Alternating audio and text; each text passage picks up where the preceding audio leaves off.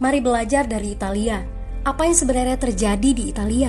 Apa yang bisa kita jadikan contoh agar tidak terjadi di Indonesia? Kreatif konten ini berasal dari artikel warga Italia, dipersingkat dan dilengkapi data agar lebih mudah dipahami. Tahap 1. Kasus pertama diumumkan. Itu cuma flu. Apa pentingnya pakai masker?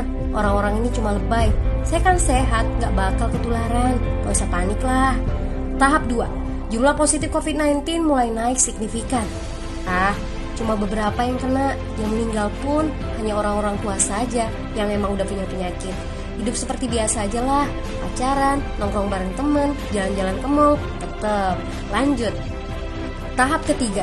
Jumlah kasus meningkat dengan cepat, berlipat ganda dalam 1 hari. Tingkat kematian pun bertambah.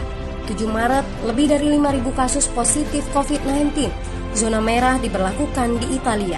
Wilayah yang dikarantina hampir 25% dari luas Italia. Sekolah dan universitas tutup, tapi tempat kerja, bar, dan restoran masih buka. Sementara itu, 75% wilayah lain masih menganggap enteng COVID-19. Anjuran mencuci tangan ada di mana-mana, tapi sekadar anjuran dan tak banyak yang melakukan. Tahap 4. Jumlah kasus meningkat pesat. Sekolah dan universitas ditutup selama sebulan. Darurat nasional pun diberlakukan.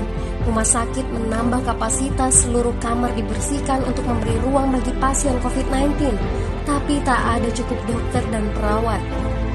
Ada terlalu banyak kasus pneumonia, terlalu banyak pasien perlu ICU, tapi ruangannya sudah habis, ventilator habis. Pada titik ini seperti kondisi dalam perang. Dokter harus memilih siapa yang akan diobati berdasarkan peluang bertahan hidup. Itu berarti pasien lanjut usia dan punya penyakit bawaan seperti hipertensi, diabetes, stroke tidak masuk prioritas karena tidak ada lagi ruang. Sistem layanan kesehatan seketika runtuh. Tahap 5. 9 Maret mencapai lebih dari 9.000 kasus. Seluruh kota Italia lockdown.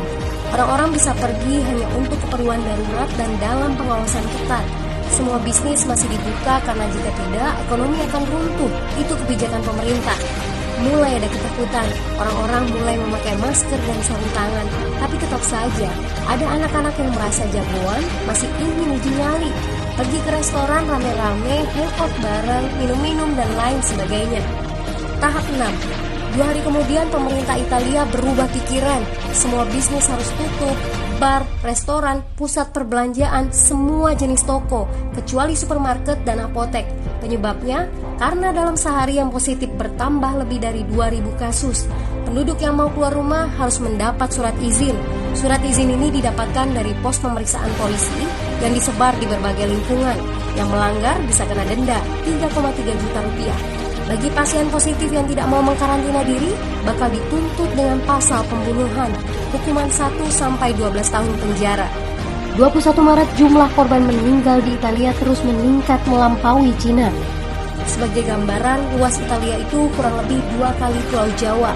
Penduduknya lebih dari 60 juta jiwa. Lalu apa yang harus kita pelajari dari Italia? Yuk, mulai dari diri sendiri, mulai dari di rumah aja. Jaga kebersihan lalu isolasi diri dan keluarga. Tidak keluar rumah kecuali sangat penting. Ini saatnya memulai solidaritas. Yang mampu harus mulai membantu yang tidak mampu. Ini adalah bentuk usaha dan doa kita semua. Semoga badai corona ini segera berlalu. Mari memulai kekompakan dengan membagikan informasi ini. Di rumah aja, mari belajar dari Italia.